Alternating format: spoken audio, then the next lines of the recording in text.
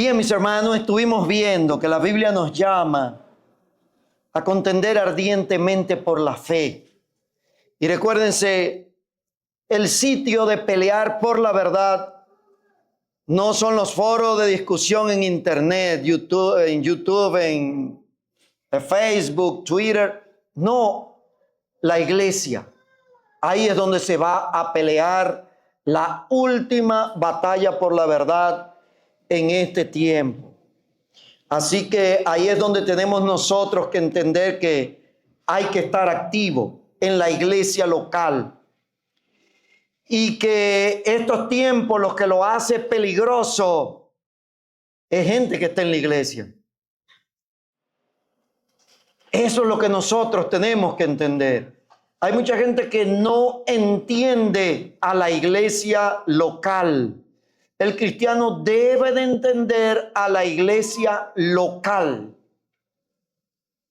Yo recuerdo que a mí se me presentó un individuo que pidió una cita, le dieron cita y pues un hermano de la iglesia, él me dijo, pastor, vengo a decirle que me voy de la iglesia. Digo yo, bueno, hermano, pues yo no soy dueño suyo. Quien murió por usted fue Cristo, no fui yo. Y yo espero que si usted se va porque el Señor lo está llevando a otro lugar. Me dijo, la verdad, pastor, que ya sus sermones no me son de bendición. Yo, bueno, pues, ¿verdad? Eso quiere decir que algo está fallando en mí o en usted. Le dije, porque hermano, más que mis sermones, ¿dónde usted cree que lo ha plantado el Señor? Si el Señor lo está llevando, váyase que ni yo lo quiero aquí. Váyase. No, me dice, lo que pasa es que yo vengo y yo lo veía a él, que se sentaba en la iglesia con la cara como un machete. Es más, un día empecé a notar que él se sentaba y llevaba un libro y se ponía a leer mientras yo predicaba. Y un día yo estuve a punto de decirle, oye hermano, ¿no te interesa la predicación? Pero dije, no, porque se lo dije en la predicación pasada, uno tiene que ser sensato con la cizaña. Y él me dijo que lo que estaba haciendo de bendición era una iglesia por internet que le estaba metiendo. Y esos sermones sí le eran de bendición. Hermano, ¿usted sabe qué hace Dios en su palabra cuando alguien rechaza la verdad y no la quiere? Lo deja en el error. Hermano, yo no soy mejor que Dios. Yo le dije, no, hermano, adelante, váyase. Sí, adelante.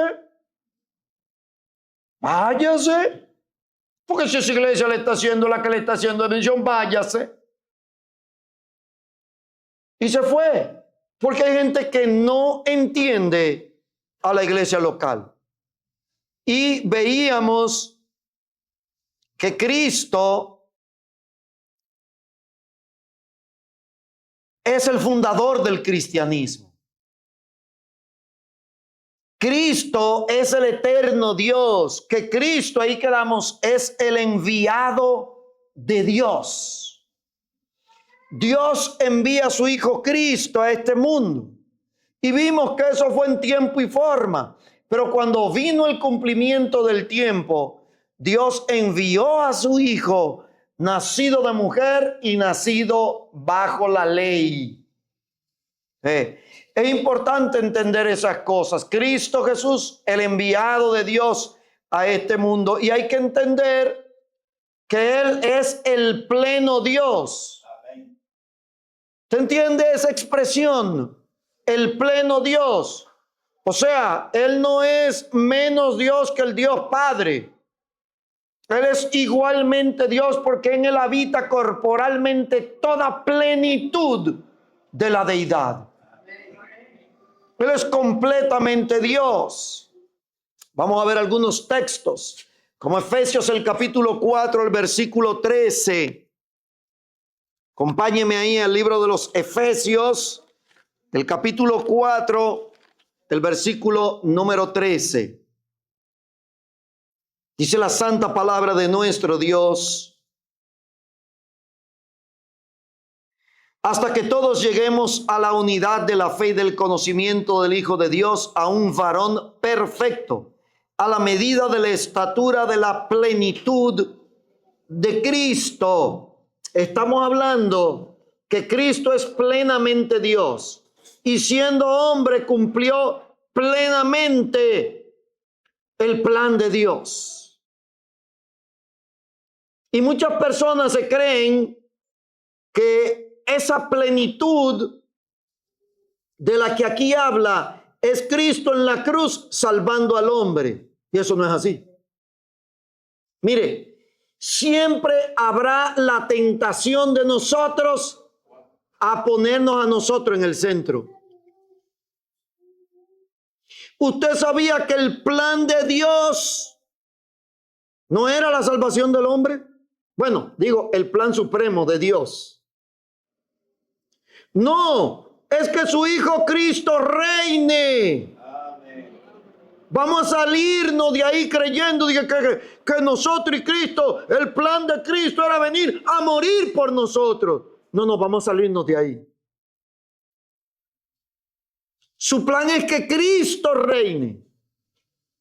Y en ese plan entró su muerte. Y por su muerte nosotros somos salvos. Tenemos que entender eso. Por eso cuando aquí habla de la plenitud de Cristo, no es Cristo en la cruz. Y cuando vemos San Juan, que el capítulo 17, el versículo 4, donde Cristo mismo habla de él siendo pleno. San Juan, el capítulo 17, versículo 4 dice: yo te he glorificado en la tierra y he acabado la obra que me diste que hiciese. Te ve, a un Cristo pleno, acabé. Está la obra hecha, concluida. Pero él no había muerto todavía en la cruz. ¿Te entiende? Él no había muerto en la cruz. Y si usted nota en contexto ahí, ¿a qué era que él se estaba refiriendo? Él estaba orando por sus apóstoles. Ya habían ahí 11 hombres listos para ir a todo el mundo. ¿Usted ve en contexto cómo es que él habla de su plenitud? Entonces, es importante entender ese aspecto de San Juan, de Efesios 4:13 y San Juan 17:4. Ahora, quiero que veamos algo más. Cristo es el fundador y Señor de la iglesia. Hermano, abra los oídos. Cristo es el fundador y Señor de la iglesia. Punto. Abra los oídos con esto, porque hoy día en internet connotados expositores hablan de los padres de la iglesia.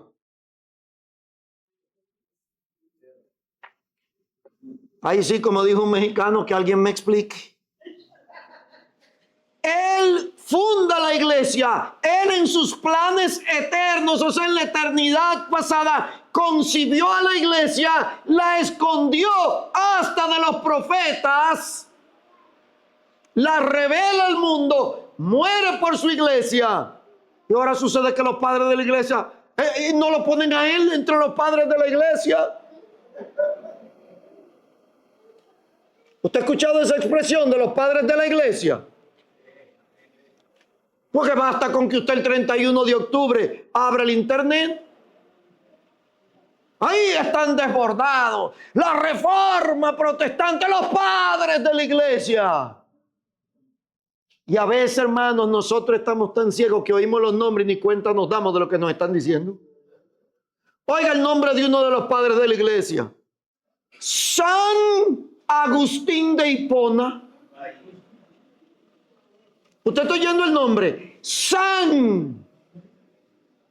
¿Y será que lo declararon así en su acta de nacimiento?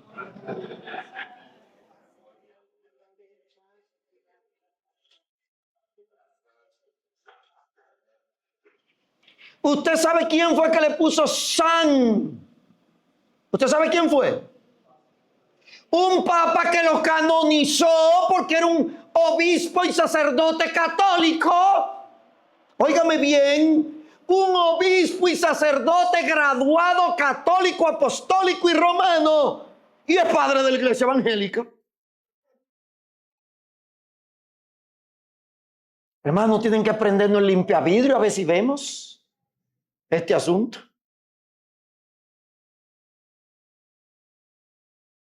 Padres de la iglesia, eso es un término bíblico. Ah, pero sola escritura. Mucha sola escritura, pero ellos tienen padres de la iglesia. Que la Biblia no acuñe ese término. La Biblia, eso no es escritural, eso no es doctrinal, eso no es teológico. No. Si es verdad que es solo Cristo, entonces solo pongamos a Cristo. Digo, si es de verdad. No se preocupe, que vamos a ver las 5 solas y todo el engaño que hay detrás de eso. Usted está oyendo. San Agustín de Hipona, padre de la iglesia. Martín Lutero, padre de la iglesia. Calvino, padre de la iglesia. Gracias a Dios, yo nada más soy padre de 3 muchachos. Y con esos 3 tengo. ¿Usted entiende? No, hermano. Cristo es el fundador y Señor. Mateo 16, 18.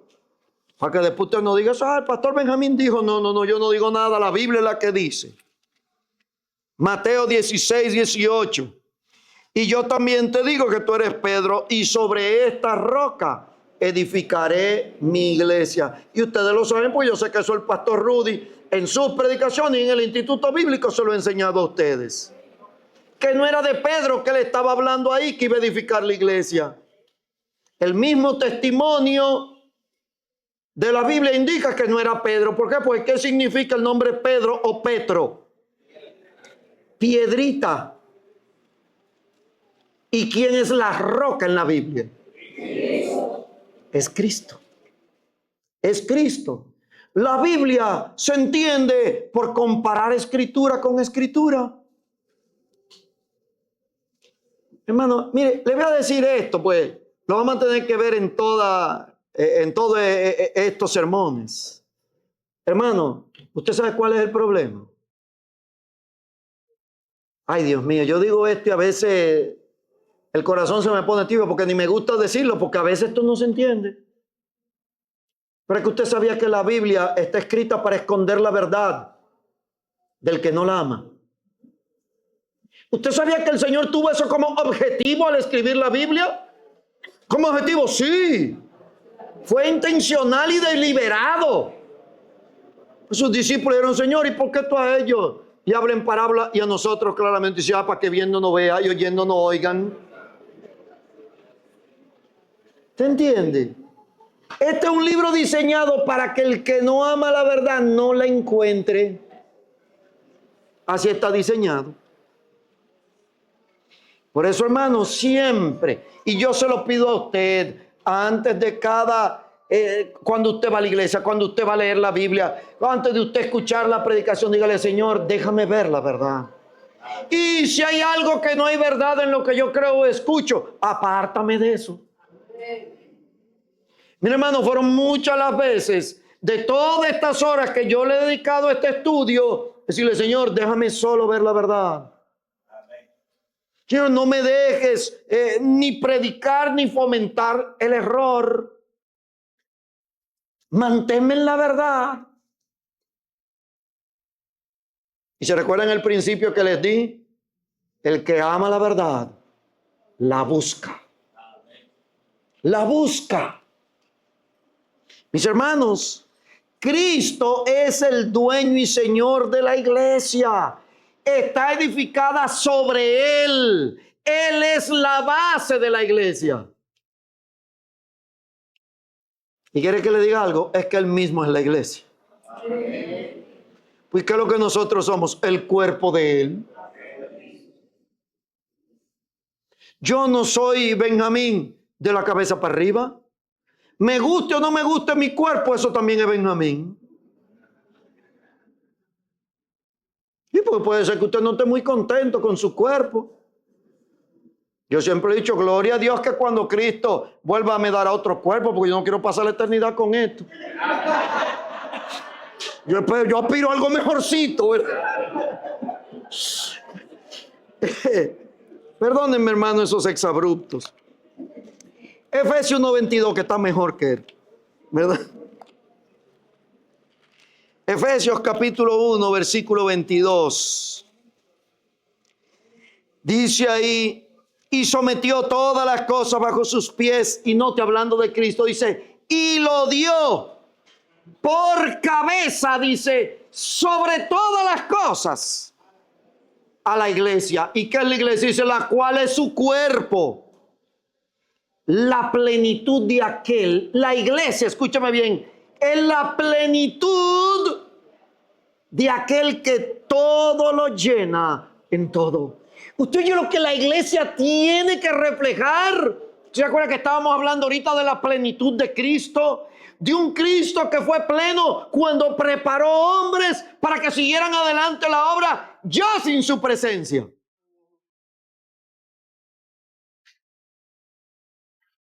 Y que poco tiempo después estaban gritando, estos que trastornan el mundo entero han venido aquí. Es que la iglesia es la plenitud, está llamada a reflejar esa plenitud de Cristo. Hermano, una iglesia que se cree que su existir es solamente vengan el domingo, siéntense, echen los diezmos y váyanse. Esa iglesia se apartó. Es una iglesia sin vida eclesial. Por eso que usted ve que la iglesia tiene ministerios para manifestar la vida de la iglesia. Entonces, mis hermanos, Cristo es Señor porque Él es la cabeza de ese cuerpo. Y es que la cabeza está donde está el centro de comando y control del cuerpo. No hay nada que usted haga en el cuerpo que no vino del cerebro. Mire, desde aquí atrás salen una serie de terminaciones nerviosas y todo eso se distribuye al cuerpo para que el cuerpo pueda operar. Por eso que usted ve que hay gente que se dedican a curar a los demás con imanes. Y eso es verdad, eso en parte es verdad, porque es que el cuerpo tiene electricidad y magnetismo. Porque piense usted algo. Oh, pero venga acá, ¿y cómo es que usted y yo podemos estar en el polo norte o en el polo sur? Porque Dios ha creado cosas. Usted no ha ido aquí en Polo Barahona, un polo magnético. Porque en la tierra hay magnetismo. Recuerdo una vez que mi esposa me dijo, oye, descubrí aquí que hice en un video que es bueno quitarse los zapatos y irse a caminar por la tierra y eso da salud. Y yo, pero claro, ¿y a poco tú lo estás descubriendo ahora? Y tú lo sabes, digo yo, ¿y tú viste que Dios le puso zapato a Adán? Claro, si fuera, oh, pero Dios no le puso zapato a Adán. Mire, yo soy uno que yo no puedo andar sin zapatos. ¿Usted sabe por qué? Porque en la época y lo que tienen aquí el millaje altito saben que en la década hasta 1961 en este país era prohibido andar sin zapatos. Y así se criaron nuestros viejos. Porque para Trujillo eso era una señal de pobreza y él quería que el mundo entero pensara que este era un país rico. Y la gente no podía andar sin zapatos. De hecho, teníamos unos vecinos ahí en Atomayor que él salió a vender jalado sin zapatos y se lo llevaron preso. Le mandaron a avisar a la mamá. Entonces la mamá mandó al hermano de él a llevar los zapatos y dejaron al hermano porque fue descalzo a dejarle los zapatos. ¿Usted entiende? Porque andar descalzo era una señal de pobreza.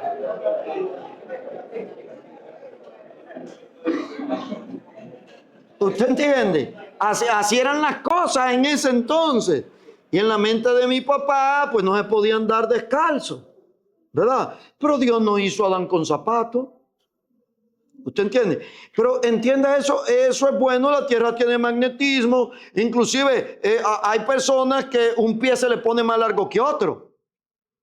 Porque ese doctor ese que me puso los imanes a mí, diga que yo tenía un pie y me dio un jalón. Digo, siga jalando a ver si crezca un poquito. Jale, jale, no se apure. No, hombre, no me dejó igual, pero me cobró. Hermanos, Cristo es cabeza, Él es el Señor de la iglesia. Y tenemos que entender algo, hermano, que la palabra iglesia viene de un término griego que es eclesía con doble K, eclesía. Y el prefijo ek, quiere decir fuera de o desde. Fuera de. La palabra raíz es una forma del verbo en griego kaleo, que significa llamar. A mí no me gusta mucho hablar del griego, hermano, porque ¿qué del griego? Al fin y al cabo, usted se va a acordar de aquí a un rato de eso. Usted no se acuerda de ese griego. Pero si usted lo quiere anotar y hacer su propio estudio, pues hágalo. Por lo menos algunos que están aquí, que yo les di clase en el instituto, aprendieron un poquito de griego, pues yo les daba griego. Entonces, la palabra kaleo significa llamar. Por lo tanto, la palabra eclesía significa, escucha bien, aquellos que son llamados fuera de. Eso es la palabra eclesía con doble K. K. Hago una pausa para la otra K. K. Uno dice caca, eso no se oye bien. K-L-E-S-I-A, eclesía. Eso significa aquellos que son llamados fuera de. ¿Y de qué será que son llamados? ¿Fuera de qué? Del mundo. Aquellos que son llamados fuera del mundo. ¿Y para dónde se los llevan? ¿Para Júpiter o para dónde? No, ahí no está hablando de globo terráqueo, sino de sistema y forma de vida. ¿Usted entiende? Eclesía, llamados fuera del mundo, del sistema de vida de este mundo, llamados fuera de esa forma de vivir que impone este mundo. No sé si usted me está captando la idea. Vamos a ponerlo eso en nuestros días. Mire, hermano, para mí la época del COVID fue muy difícil. Muy difícil. Porque para mí es muy difícil ver una mentira y yo quedarme callado. Yo no sé cómo es que yo tengo dientes, de veras. Que yo veo una mentira, mire, yo quedarme callado. Usted sabe lo duro que era para mí llegar a un supermercado y que tener que poner los pies en una cosa plástica que había una agüita. Pues yo consulté con un infectólogo y él me dice, los virus nunca están en el piso porque son tan livianos que no hay forma que se vayan al piso, y menos en un zapato. Me decía, eso es una estupidez mayúscula. Y ustedes vean cómo está engreído que estaban los guachimanes. Pisa ahí.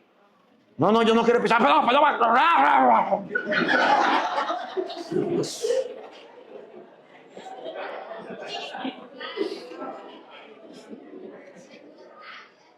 Oye, tenía uno ganas de decirle como Don Ramón, no te doy otro nombre.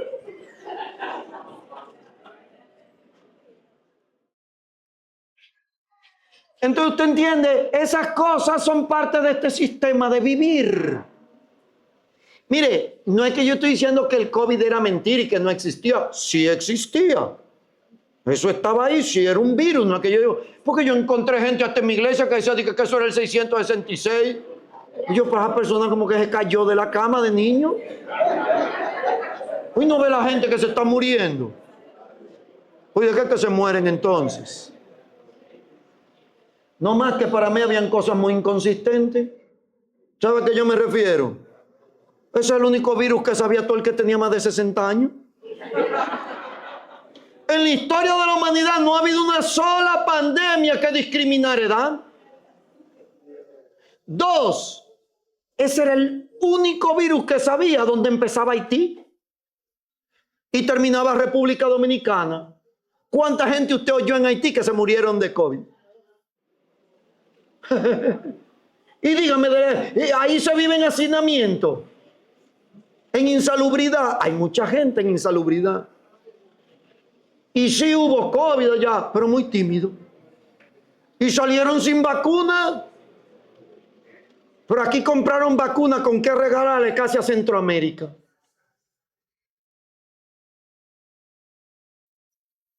Hermano, es que a mí no me gusta que me tomen de bobo. Yo voy a investigar, yo voy a leer y yo voy a observar. A mí me gusta la verdad. Y el que ama la verdad, ¿qué hace? La busca. La busca. Y le doy una más y gratis. Investiguen qué país pobre que no tenía para comprar vacuna, la gente se andaban cayendo muertos. En ninguno. Caían muertos donde tenían para comprarle vacuna. ¿Y quiere que le siga diciendo otra? La vacuna es un negocio tan buena que Bill Gates prefirió vender vacuna en vez de computadora.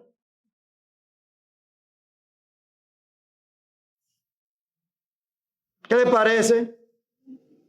Pero eso es gratis. Pero estamos nosotros en este sistema de vida. Ahora, este sistema de vida, ¿qué incluye? No más COVID, no. Porque ahora usted no puede decir todos, ahora usted tiene que decir todes. Porque hay 3 que se ofenden por eso. Explíqueme eso. Ese es el sistema de vida. Eso lo imponen en este mundo. Entonces nosotros tenemos que tener cuenta porque nosotros hemos sido llamados fuera de ese sistema de vida. ¿Usted está captando lo que es la iglesia? Lo que es la eclesía.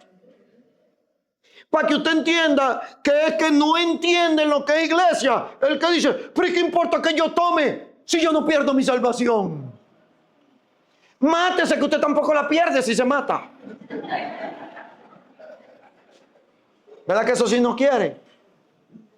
Es que usted tiene que entender que eclesía lo que quiere decir es que yo soy llamado fuera de un sistema de vida mundano.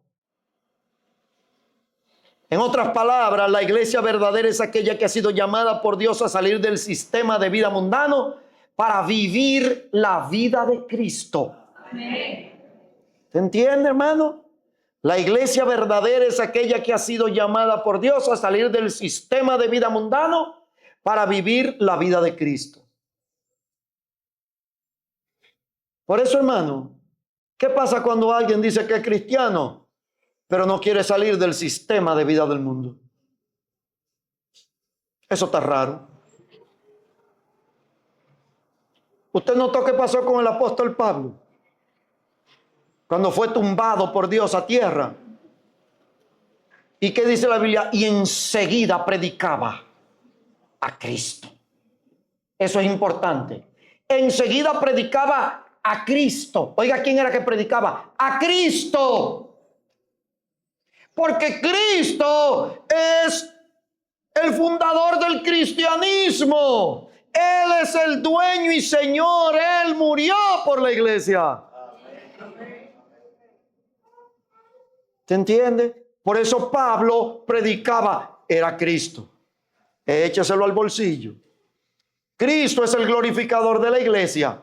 ¿Qué dice Efesios el capítulo 5? ¿Qué hizo Cristo con la iglesia? Efesios 5:25. Maridos, amen a sus mujeres. Amén, hermanas. Amén. No se me duerman, hermanas. Aprovechen cuando pueden ir de bajadita. Maridos, amen a sus mujeres así como Cristo amó a la iglesia y se entregó a sí mismo por ella, para santificarla, habiéndola purificado en el lavamiento del agua por la palabra, a fin de presentársela a sí mismo una iglesia que gloriosa,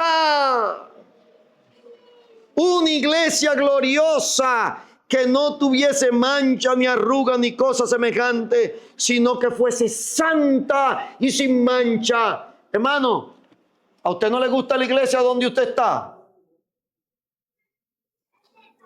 Tenga cuidado, porque Cristo la llama gloriosa. Cuidado como usted quiere verla.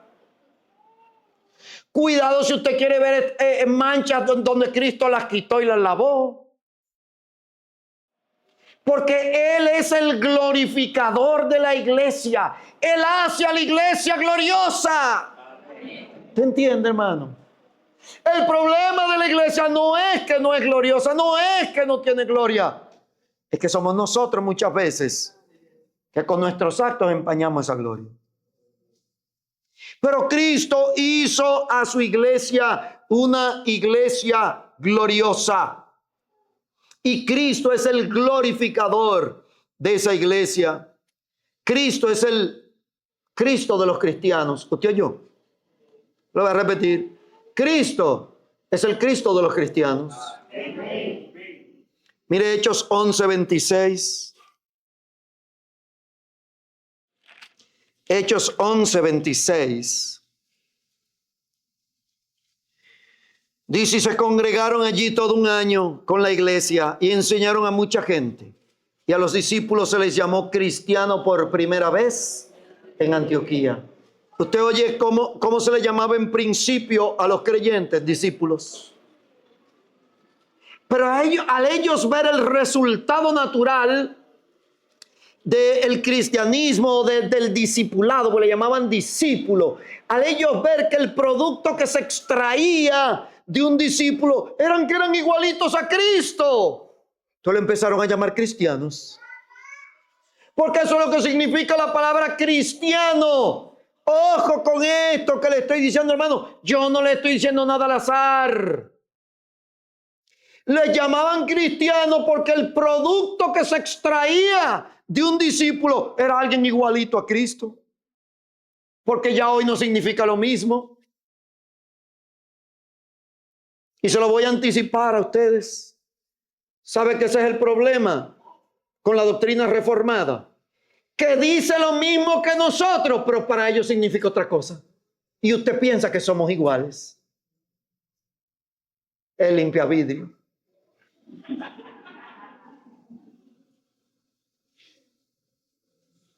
Porque usted sabe hoy día qué es lo que es un cristiano. Cualquier persona que cree que Cristo fue de verdad y que vino y que murió. Y que le existió cualquier iglesia que cree eso ya es cristiana. Es más, hay algunos que se van hasta más lejos y creen que cristiano es cualquiera que vive después que Cristo murió, después que Cristo nació para acá, la era cristiana.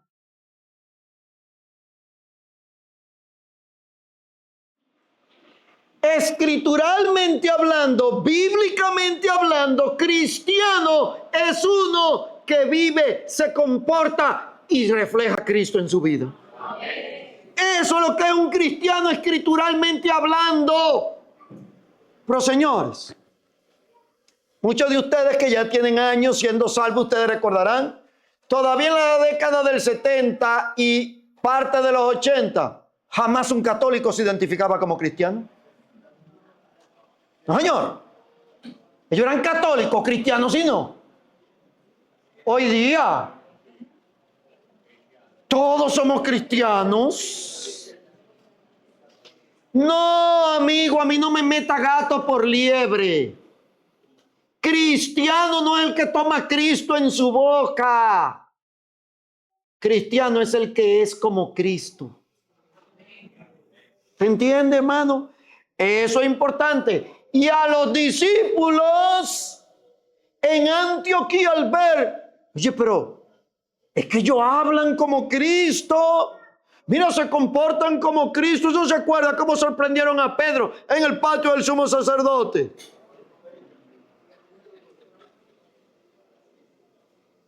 Siempre que tú hablar te descubre que tú hablas como ellos. Y es interesante lo que dice. A mí me gusta analizar la Biblia. Porque dice que Pedro maldecía. Mira, hija de... chacha, loca vieja, una desgraciada, está loca. Yo soy de esa gente. Dice que maldecía. Uy, ¿qué es lo que maldecir? Y yo estoy diciendo lo liviano. ¿Ustedes por qué no conocieron a Pedro en la carne? Pero usted entiende. Pero dicen, pero es que tú hablas igualito que ellos. ¿Entiende? Entonces, mi hermano, cristiano no es nomás que va a una iglesia que dice que Cristo vino. No, escrituralmente no. Entonces, entienda eso. Es alguien que fue llamado fuera del sistema del mundo y vive el sistema de Cristo. Es como Cristo, vive como Cristo y llega a ser uno en Cristo. Eso es lo que es un cristiano. Ahora bien, vamos a hablar de la fundación de la iglesia. Ya vimos que fue fundada en Cristo. ¿Se recuerdan Mateo 16, 18? Tú eres Pedro, pero sobre esta roca es que yo voy a edificar mi iglesia. Primera de Pedro, el capítulo 2, el versículo 6. Pedro está allá atrás por los files. Primera de Pedro, el capítulo 2, el versículo 6. Dice, por lo cual también contiene la escritura, aquí pongo en Sión la principal piedra del ángulo, escogida y preciosa, y el que creyere en él no será avergonzado. ¿Usted oye cuál es el fundamento de la iglesia? Es Cristo, no es Pedro, el primer papa. Pues según la tradición, Pedro fue el primer papa. Te estoy yendo. Sobre esta roca. Y entonces aquí está Pedro, el que ellos dicen de quien Dios decía eso, diciendo no, es que la principal piedra del ángulo es Cristo, dando una cita del libro de los Salmos.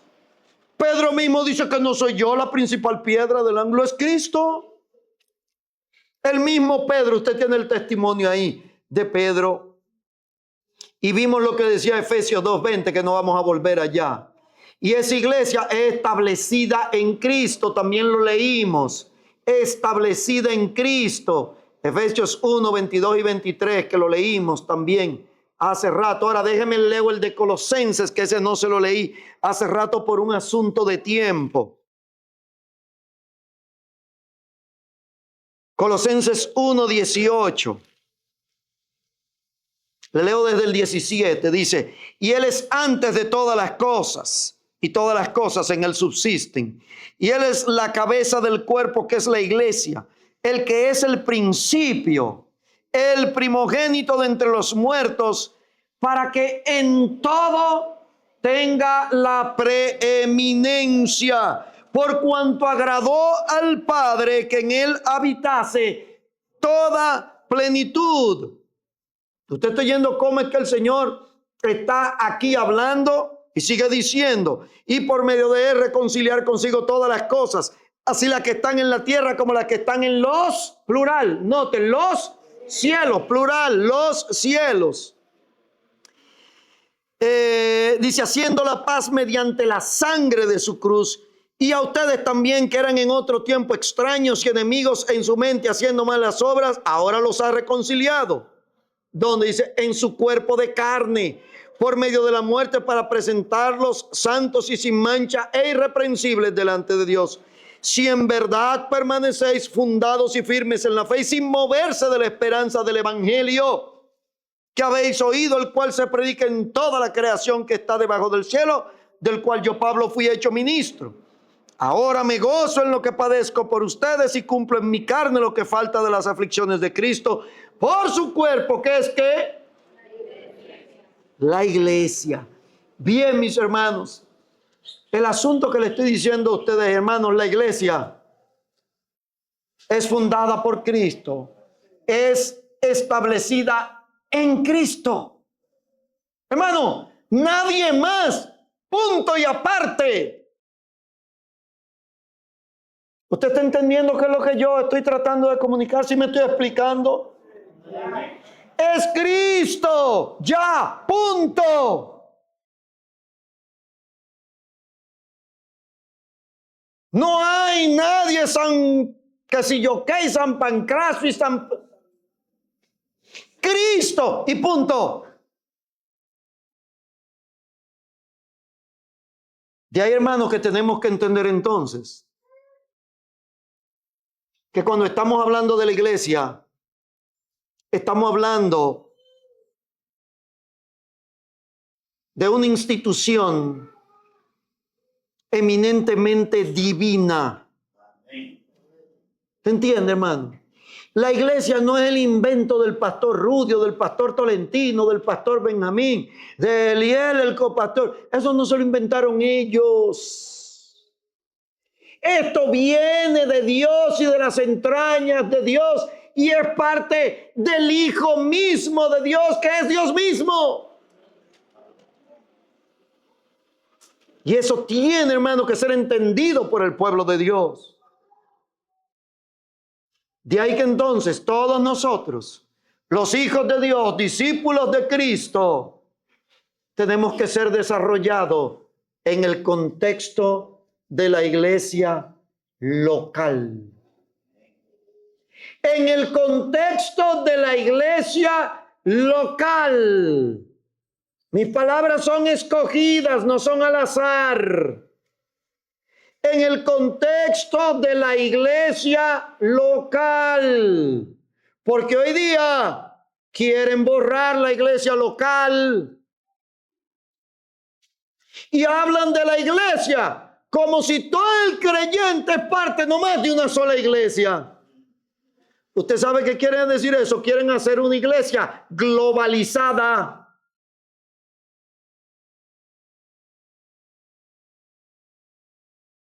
Y por eso hoy día usted ve que hay iglesias sin ninguna ética robando miembros de las otras.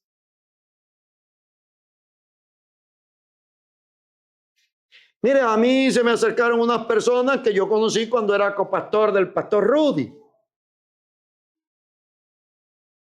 Y, hermano, ¿y cómo está? No, hermano, ya yo no estoy en esa iglesia. ¿Cómo? ¿Cómo que tú no estás ahí? Oye, entonces. Y mire, compré un libro que se llama Autoridad Espiritual, se lo puse en la mano y le digo, lea eso. Ahí usted, yo me acuerdo cuando usted conoció a Cristo en esa iglesia. Ahí usted fue discipulado. Algunos de ellos, inclusive los discipulé yo mismo. Salud, mi hermano. Y le dije, no, señor. Ahí fue que usted conoció a Cristo. Eso debe ser suficiente razón para usted siempre honrar a esa iglesia y a ese pastor. Dije, no, señor.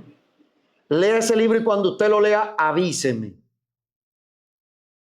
Y sí me avisaron, le dije, y ahora después que usted leyó eso, ¿usted no cree que usted tiene que ir a pedirle perdón al pastor Rudy? No, sí, hermano. Algunos lo hicieron y otros no. Pues se los regalé ese libro. Léanlo. Cuando empezaron a conocer de autoridad espiritual, ay, caray. Yo le dije, ¿usted quiere seguir compartiendo conmigo? Vaya con el pastor Rudy. Pídale perdón, porque ahí usted nació en Cristo, ahí usted conoció a Cristo en el contexto de esa iglesia. Usted fue discipulado, usted no podía hablar de su ministerio hoy día y desconocer esa iglesia. Lo dije. Pues yo le dije, no me diga quién habló de mí, dígame que usted le dijo. Ahí donde está lo bueno. Vinieron con el pastor Rudy, hermano. Mire, perdonen. Hermano, hemos fallado. Hermanos, es que tenemos que saber la importancia de la iglesia local. Dios trabaja en este presente tiempo, en esta dispensación que se llama de la gracia o de la iglesia. Es a través de la iglesia local, no es a través de individuos. Es a través de su iglesia. Por eso cuando yo oigo, dije, mire, que va a haber, que yo qué cosa. En Monterrey es la ciudad de los espectáculos, En Monterrey hay un lugar que se llama la Arena Monterrey, que yo creo que son 16,000 gente. Eso todos los fines de semana está lleno. Y es tanto así que al lado le hicieron otro centro privado que son como 6,000 y también llenos todos los fines de semana. Y a cada rato ahí llevan a este cantante cristiano al otro. Y el ministerio de que si yo quién, digo yo. Las personas no tienen ministerio, las iglesias tienen ministerios. El ministerio de Marcos Witt, no. Párese ahí. Marcos Witt no tiene ninguna autoridad escritural para tener ministerio. Los ministerios son dados a la iglesia, no a los individuos.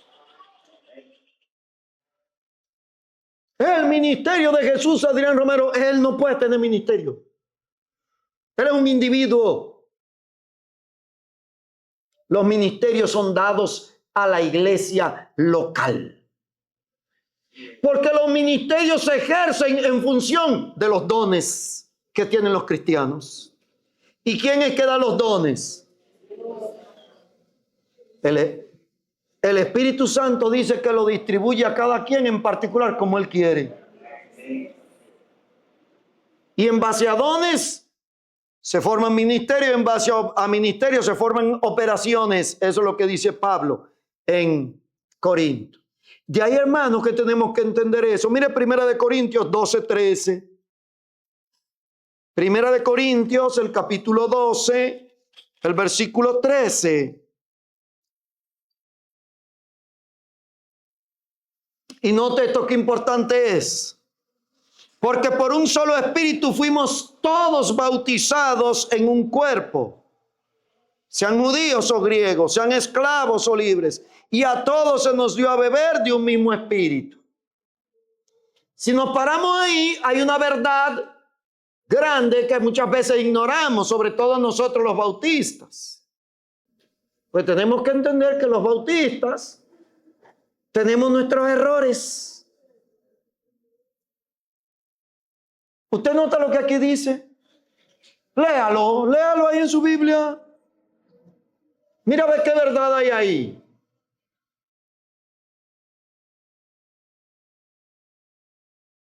Dice, por un solo espíritu, y espíritu está con mayúscula. ¿Qué quiere decir eso? Eso es el Espíritu Santo. Fuimos todos, y ahí todos, ¿qué quiere decir? Todos los creyentes. Fuimos bautizados en un cuerpo. Pero entonces aquí está hablando de todos los cristianos y dice, y no hace diferencia entre judíos y griegos. Ayer vi a un doctor en Biblia empírico de esos de internet, que como hicieron la batalla de la fe y ahí oraron por Israel, él quiso criticar eso. Diciendo, eso es ignorancia, no entienden que la iglesia es el Israel de Dios y que la iglesia es injertada en Israel. Digo yo, salva a Jehová que se acabaron los piadosos de la tierra. Oye, eso que la iglesia es injertada por amor de Dios. Yo le doy gracias a Dios que me enseñaron en el instituto la diferencia entre Israel y la iglesia.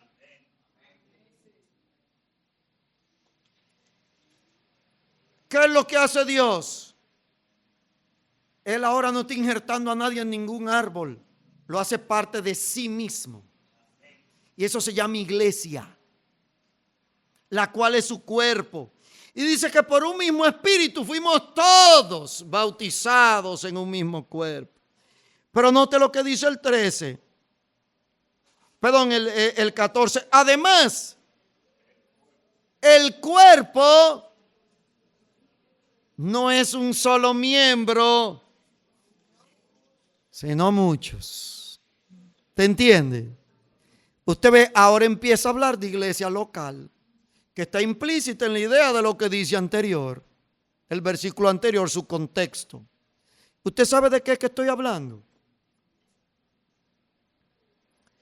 Y usted no nos ha visto a nosotros los bautistas, de que votando, levantando la mano a ver si aceptamos a alguien como miembro.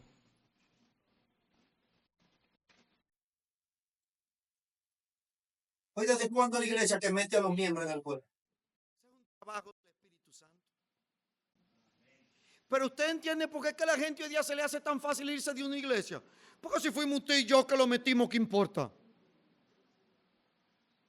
Pero usted entiende cuando es el Espíritu Santo que lo puso, lo bautizó. ¿Y qué es lo que quiere decir la palabra bautizar? ¿Qué quiere decir la palabra baptizo? Sumergir. Señores, yo lo digo, para mí esa es la tomadura de pelo más grande que se le ha hecho a la humanidad. La palabra bautismo quiere decir sumergir, pero le echan una gotita por la cabeza y se lo creen.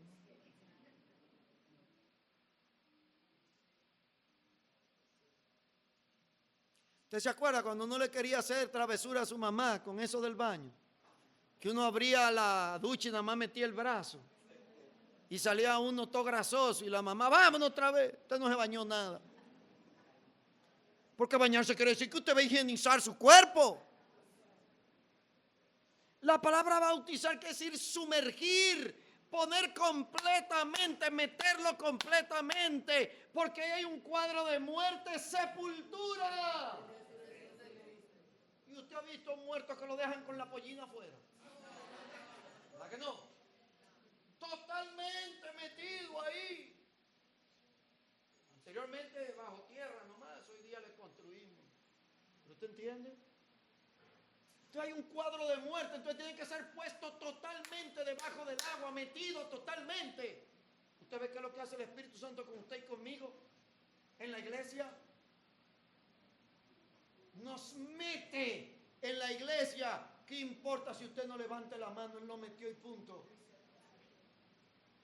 Y si es él que lo mete, porque usted se cree que usted tiene la libertad de salirse usted, si no fue usted que se metió. ¿Dónde fue que Dios lo plantó a usted? Le voy a decir un versículo muy malentendido y lo vamos a ver más adelante. De modo que si alguno está en Cristo y se creen que eso solo es salvación. Porque para usted estar en Cristo, usted tiene que estar en el cuerpo.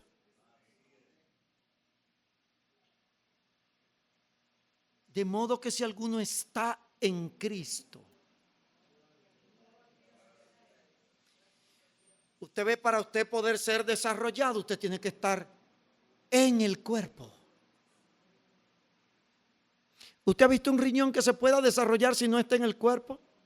Porque hay mucha gente que se cree que pueden ser evangélicos en su casa.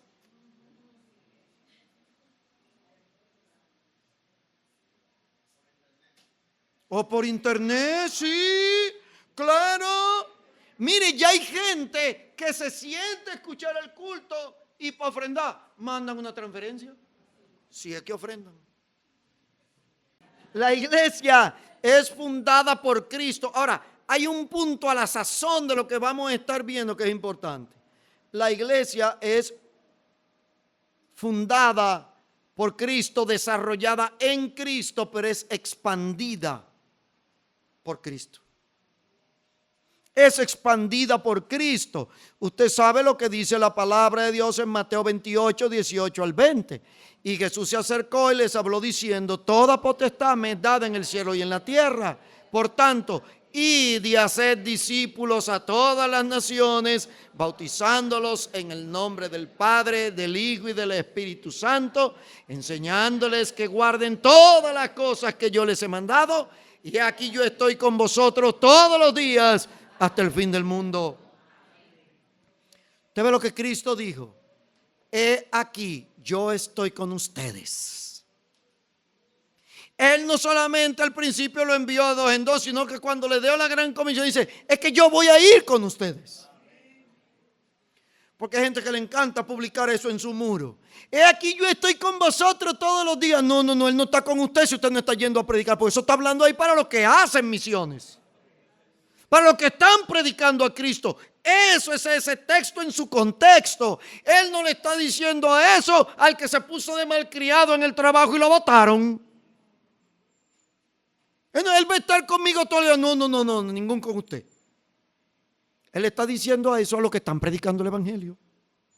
a los que están saliendo a las calles, a los que están tocando puertas, a los que están hablando de Cristo. Yo estoy con ustedes en esa labor todos los días hasta el fin del mundo. Así es el asunto, hermano. Cristo empieza a expandir su iglesia. ¿Qué es lo que dice Hechos 1:8? Recibirán poder cuando haya venido sobre ustedes el Espíritu Santo. ¿Y me serán qué? Testigos. Hermano, nosotros lo que tenemos que testificar. Hay gente que me dice, hermano, pero es que yo no sé muchos versículos, pero es que usted no tiene que saberse tanto. Diga lo que Cristo ha hecho en su vida y punto. Una vez, hermano Brown, yo iba a San Pedro de Macorís, nos íbamos en una guagua de transporte público. Y él me contó de cómo mi abuelo se iba a predicar con él siendo un creyente nuevecito. Y que le daba vergüenza que mi abuelo nada más se sabía Juan 3:16, ganaba más alma que él. Me dice, a mí me daba tanta vergüenza que yo le enseñé el plan de salvación completo. Porque, hermano, el asunto no es lo que yo sé, es quién es el que está hablando. Es si yo estoy dispuesto a ser un testigo. Me serán testigos. Mire Hechos 2:41. Hechos capítulo 2, versículo 41. En Hechos el capítulo 2, el versículo número 41 dice: así que los que recibieron su palabra fueron bautizados y se añadieron aquel día como 3,000 personas. Y mire Hechos el capítulo 6, el versículo 1. En aquellos días, como creciera el número de ¿quién? De los discípulos. Ustedes ven cómo eran las cosas. Oiga, no era gente que asistía nomás a la iglesia, le llamaban discípulos. ¿Se acuerda? Y después le cambiaron a cristianos. Pero eran discípulos que se llamaban. Y mira el versículo 7 ahí. Y crecía la palabra del Señor y el número de los discípulos se multiplicaba grandemente en Jerusalén. También muchos de los sacerdotes obedecían a la fe. Y mire Hechos 17:6, que lo citamos hace rato. Hechos el capítulo 17, versículo 6. Pero no hallándolos, trajeron a Jasón y algunos hermanos ante las autoridades de la ciudad gritando: estos que trastornan el mundo entero también han venido aquí. Usted oye cómo era que estaba el asunto. El Señor hace crecer su iglesia. Hermanos, ya tenemos que parar aquí, pero vamos a estar viendo a la noche cómo ni siquiera la persecución en ninguna época ha podido detener a la iglesia, porque el Señor le dijo: ni siquiera las puertas del Hades prevalecerán contra mi iglesia. Y el mundo entendió, hasta Constantino, que lo vamos a ver aquí, que es que la persecución no funciona contra la iglesia, porque más se multiplican. Eso fue lo que dijo Constantino. ¿Por qué esa gente están como la verdolaga? Entonces multiplican como la verdolaga. Dios mío. No, mejor vamos a tenerlo de nuestra parte. ¿Usted entiende? Porque en eso trabaja Cristo. Hermanos, nosotros tenemos que entender lo que somos, la iglesia de Cristo Jesús. Tenemos que entender quién nos pone en la iglesia, quién nos planta. Cristo nos salva, pero el Espíritu Santo nos pone en el cuerpo. Nos mete, nos sumerge completito y no nos deja nada afuera. Porque a veces hay gente que se convierte a Cristo, pero usted sabe qué hace con la billetera, la dejan afuera. Ellos están dentro, pero la billetera afuera.